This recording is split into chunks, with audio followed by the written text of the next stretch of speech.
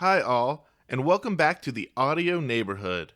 We've got the Meze Advar into the channel for review. This is a relatively new IEM from Meze that comes in at $699. The price is steep, but it's constructed well. Nevertheless, can the sound keep up? Make sure you pay attention to this whole video and watch it all the way through to find out. Let's get into it.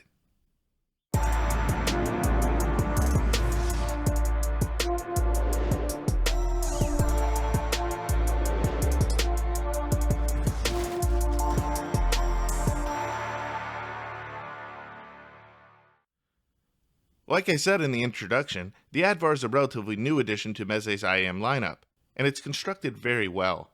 I reviewed the Ray Solo from Meze a while back, and I'll place a link to that video in the description below for those that are still interested in that one as well. Like the Ray Solo, the Advar also uses an MMCX connection, which allows this IEM to swivel in one's ears so that they can achieve a more comfortable fit. The cable is composed of a silver-plated copper and terminates in a straight 3.5mm plug. The preformed ear hooks, although aggressively curved, are quite comfortable, and the braided cable is generally soft to the touch without taking on any form of memory from use. I'm glad Meze ditched the memory wire that some of their older cables came with. The shell houses a 10.2mm dynamic driver that Meze claims is true to their house sound. At the time of this review, the driver material was not mentioned in any of the promotional materials, and I find this a bit suspect for an IEM in this price range. Nevertheless, the stainless steel shell is gorgeous, however, and ergonomically sculpted to fit precisely and comfortably in the ear. I was originally worried that the stainless steel housing would weigh too much and have a tendency to fatigue the ear or sag within it. However, this IEM is seriously tiny, and any weight disappears in my ears when in use. The deep chocolate-colored paint job has a glossy enameled look to it, which seems thick and potentially durable to wear. Gold accents are utilized throughout. The Meze logo is painted in gold on the side. The nozzle is gold, and the MMCX connectors are gold as well. The covering for the port of the driver is gold too. The overall aesthetic is sophisticated, luxurious, and pleasing. As part of the HeadFi tour, which provided the Advar to the channel and made this review possible, Meze included a 4.4mm upgrade cable as well. For all intents and purposes, it was similar to the stock cable in terms of build, just terminating in a 4.4mm straight balanced connection rather than an unbalanced 3.5mm one. By the way, both cables were 1.2 meters in length. The box also included a leather hardshell case, 5 pairs of Final Type E ear tips, a MMCX removal tool, a cleaning tool, and a user manual. In the course of my testing, the included Final Type E ear tips were my preferred tips for this set, and I didn't really feel much need to swap them out. I also really didn't notice a heck of a lot of difference in the performance of the single-ended cable to the balanced one, and would probably just stick with that cable that came out of the box if I were to purchase this set myself. The sound both is and isn't commensurate with the price of the Advar. The Advar does keep up with other IEMs around the $700 price point and below, but I still think the Advar is somewhat overpriced regarding its general resolution and detail. What I mean by this is that I recently reviewed the Moondrop variations, and the Advar isn't quite as articulate as that set is. It also wasn't as mid-forward or richly detailed in the mids as the Final Audio B3 was when driven off a proper source. The Advar does have pretty good detail for a single dynamic though. It's just not going to keep up with standout electrostatic drivers or BAs in a head-to-head listening session. Where the Advar does excel with its presentation is in the melodic and delicate nature of its detail. In comparison to the B3, its note weight is thinner in the mid-range and less consistent in its extension. The bass weight of the Advar is more appropriate, dynamic, and definitely engages the listener more, however. Returning to sourcing, the Advar is also much more sensitive to run in comparison to something like the B3, which is uniquely insensitive for an all-BA driven set. On high output impedance amplification, I picked up more hiss on the Advar than the B3, and more than I would have expected for a single dynamic. With that said, it's also not the most sensitive set either, and I could not detect the hiss for the most part during playback, but again, it was just more than I would have expected for a single dynamic when the music wasn't playing. This could be rectified with an IE match from iFi on both the Goldnote DS10 Plus and the Gisele Zarchel Pro, but this also seemed to dull the Advar's energy a bit. In the end, I ultimately went back to running them unadulterated off these devices, and I preferred the presentation that way with the Advar. But it was dead quiet when driven off the drop THX AAA 789, the Hibby FC3, the periodic audio Rhodium DAC, and other playback devices of more standard affair. Even so, the Advar did scale notably with higher tiered DACs and amps, even if it didn't often expose poorer reproduction equipment. In other words, the Advar was impressive to listen to off just about every device, but still showed notable gains when paired well and driven appropriately. Another strength of the Advar came from its staging.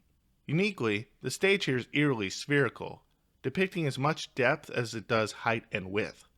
I wouldn't describe the stage here as huge, but it's above average and has good dimensional quality to it. Although the center image is sharply in focus at all times, peripheral detailing could haze up upon occasion. This included peripheral vocals, which were notably fuzzy and more nondescript at times compared to the main vocals. The Advar could also become confused and cluttered on busier tracks, even though it showed great separation on most tracks, especially simpler ones. Transients were mostly excellent, but mildly sluggish in its character here or there, which was particularly apparent amongst frequencies in the low end. Instrument distinctiveness and placement was simply outstanding, however. Listening to the Advar, I felt like I was on stage with the instrumentation and could walk around each instrument's player, like I was in a slow-motion music video or something. The stage is sneaky good on the Advar, and I think this will be a subtle characteristic that will attract a lot of listeners to purchase it. Tonality is mildly warm and somewhat subdued, with a striking, refined, and almost indirect punch to the impact of its notes.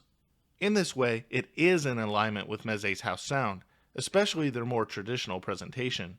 Yet, there's also just the slightest bit of reverb and a certain delicateness that's usually only found in Meze's more expensive gear. The general performance brings to mind the descriptors alluring, balanced, and romantic. It's captivating, charismatic, and relaxing. Smooth and soothing. I could seriously listen to the Advar for hours. In terms of the sound profile, it's rather interesting. To the ear, things sound mostly even upon first listen, but after some time, and in comparison to other IEMs, one begins to notice certain subtleties, which won't be for every listener, but also give the Advar a unique voice and character. The bass digs decently deep, but rolls decidedly after 37 Hz or so to my ears.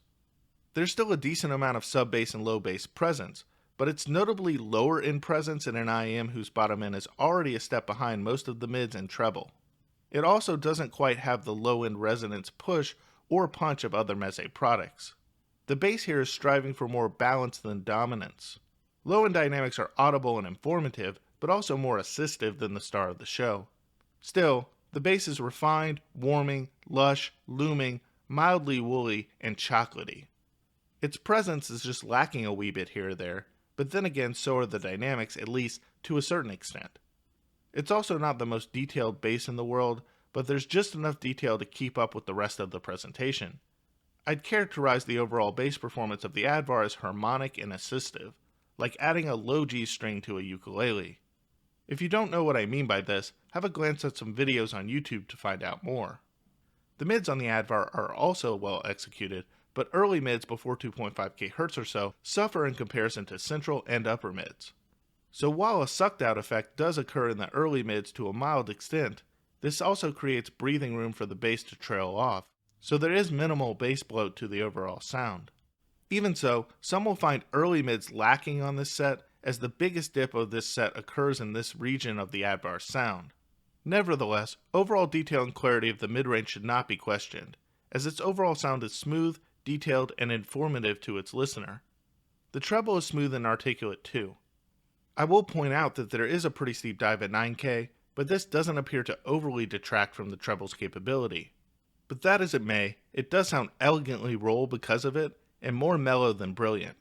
With that said, there's also quite a bit of energy in the presence and early brilliance regions, and a pretty large hump in the air region, with an apex around 15K. This adds more excitement than air to the ear, however, and doesn't go so far as to sound aggressive in any way, keeping these both listenable and engaging for long listening sessions. Another way to put this would be to say that the air is sneaky, but not prominent. But to wrap things up, the Meze Advar is a superbly constructed and well thought out IEM that's as pretty to look at as it is to listen to. I received the Advar as part of a HeadFi review tour, and they arrived just as beautiful and unspoiled as if they hadn't been handled by 5 other people previously. As such, I expect they will be a rugged set as well, for those that need a rough rider in the price range. Speaking of the price, this is a luxury product, and as such you're paying a bit of a luxury tax with the Advar. Even so, it does sound great, and it is now one of my favorite IEMs around its price. With that said, given the sound quality here, I'd expect to pay a bit less, even considering the Meze luxury tax. If one could snag the Advar for between $450 and $550, it would be a hell of a deal, and definitely worth it at that price, even if I think it's a bit overpriced as it stands. To put it in perspective, these are competing more with IEMs around the $500 price bracket, with IEMs like the Final Audio B3 and Moondrop variations rather than more expensive sets. But don't fret, as there may be hope for potential price drops on these in the future. If history is any indicator with their in-ear monitors, Meze has tended to release these IEMs at a higher price initially, and then offer the customer deals later on in some form or another, at least every now and then. So keep an eye out for a deal, as at $699 I'd say this would have to be the particular sound for you to take the plunge on this one. In sonic summary, the Advar's sound sets a darker mood. It's warm and it punches deeply. Yet, the Advar is also mellow and smooth, with enough air and energy to maintain interest, but not so much so as to dissuade longer listening sessions. For a pleasing single dynamic, it's definitely one to keep an eye out for, especially for those that love the Meze house sound. But before you go, make sure to like this video and subscribe to the channel. It also really helps if you watch this video in its entirety and share it with a friend. I'll leave links to other access locations in the description below, including Twitter, Instagram, Discord, and the Patreon. But as always, thanks for watching, and I'm out for now.